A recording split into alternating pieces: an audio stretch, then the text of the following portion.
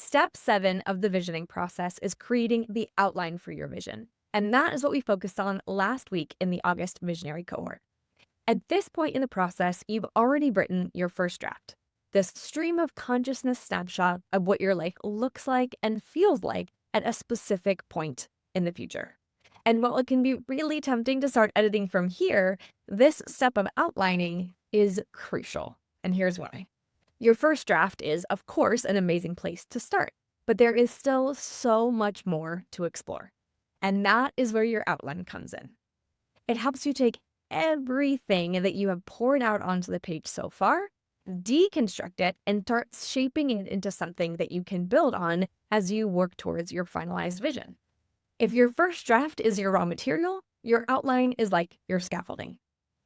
As you create your outline, you're going to go back through the visioning exercises that you've done so far and pick up the breadcrumbs you've left for yourself along the way, whether or not you realized you were leaving those breadcrumbs at the time. You have already surfaced so much insight and so much clarity, and you did not do all that work to let those realizations just gather dust.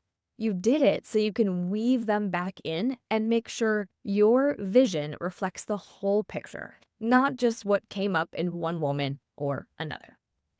This step also helps you recognize the areas that you haven't yet explored.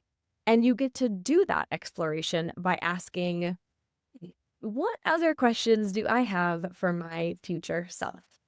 The beauty is that at this point, you are only asking those questions, not answering them yet. Separating those steps, asking now and answering later, is one of the most freeing parts of outlining because it allows you to lean into this curiosity and releases the pressure to have it all figured out.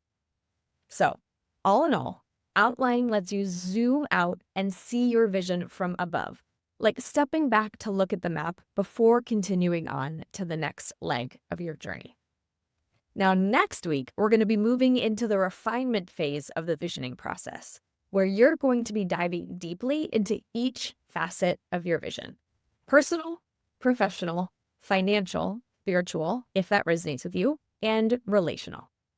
In the meantime, here's what I'm curious about. When you think about your own big ideas or goals, where might you benefit from pausing to organize what's already there before charging ahead? I would love to hear about it.